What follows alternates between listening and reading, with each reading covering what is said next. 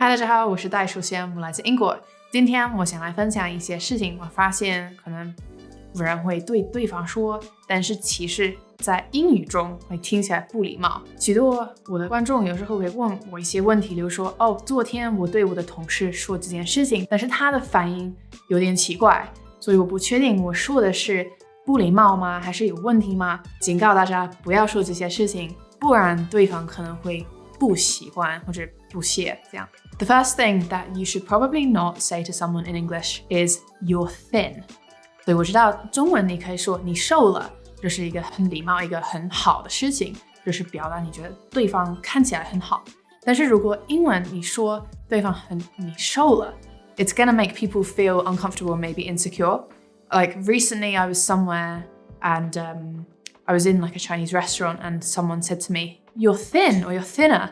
And I was like, oh no, what's wrong with me? Have I lost weight? Like those kind of thoughts went through my head of something's changed about my weight, I'm too skinny, something like that. So people don't generally like to be too thin in the UK. People like to be like a nice weight, not too skinny. And so if you say that they're thin, they might take that as a negative thing.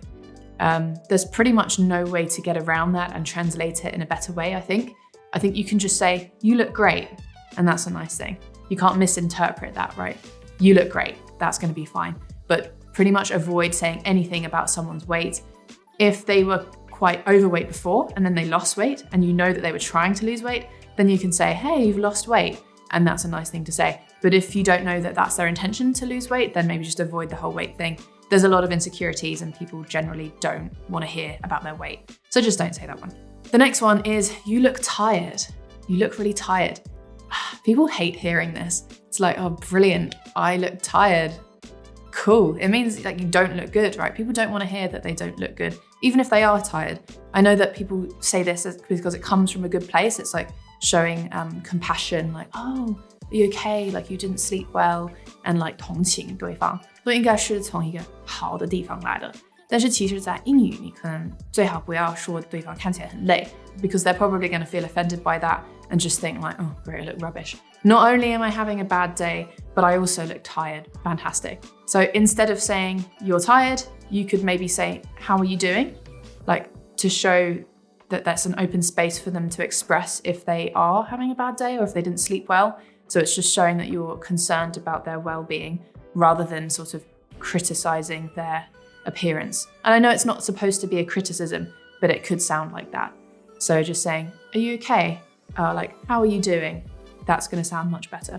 Right, the third one. 当我住在中的时候，我发现很多人会对我说，你长痘痘了。因为那时候我17岁，那时候我的荷尔蒙可能怎么了不知道，但是有长很多痘痘，应该也是住在那边的水和吃的东西会让我的皮肤不习惯，水土不服这样，所以有很多痘痘。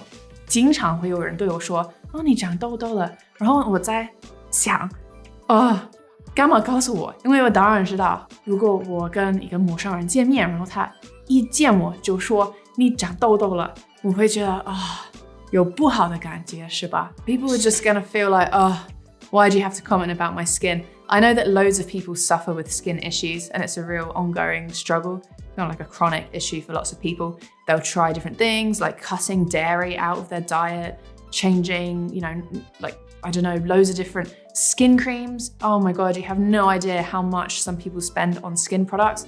So I think most people are aware of their skin condition and they're trying to not have spots. So if you just tell someone, you got a spot, it's like, great, thanks. Thank you for sharing that information. So please don't say that one. Now this can be taken too far. Sometimes someone will have spinach in their teeth or like something that they've eaten just like here. And it's really obvious. And then they'll go the whole day not knowing that they've got something in their teeth. Later on, check in the mirror and think, I've got a massive piece of green right here and no one told me. And that's also annoying. So if it's clearly something that someone can change right there in the moment, whether they've got some mascara here, they've got a bogey coming out, like something that they can just fix it and it will make the rest of their day a bit easier, then totally tell them about that and people will appreciate it. They really will. But if it's something that's like probably more of a skin condition, don't mention that one. The fourth thing that you should probably not say to people in English is, you look younger. Some people might appreciate that one. Maybe that one's not such a hard and fast, like, don't say it.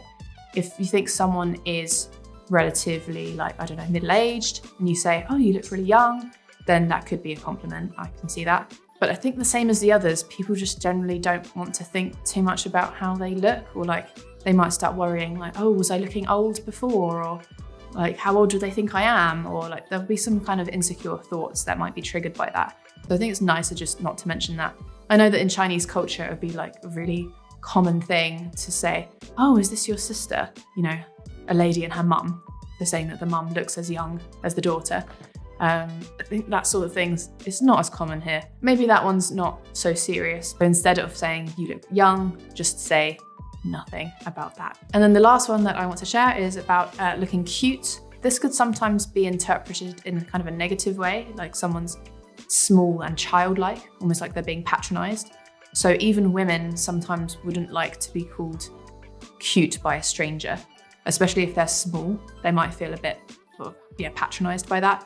And especially for men, they don't generally want to be called cute, I think. So instead of saying someone looks cute, you could maybe say they look pretty. That's definitely a positive, nice thing to say. In English, someone looks pretty or even beautiful, stunning if you want, but maybe not cute.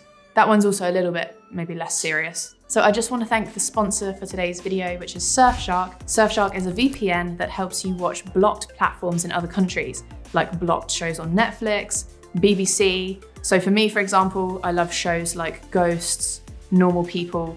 All those shows will not be available to watch in other countries, and so you'll probably need a VPN if you want to watch those. Surfshark gives you a 30-day money-back guarantee, so you definitely shouldn't hesitate to try it out.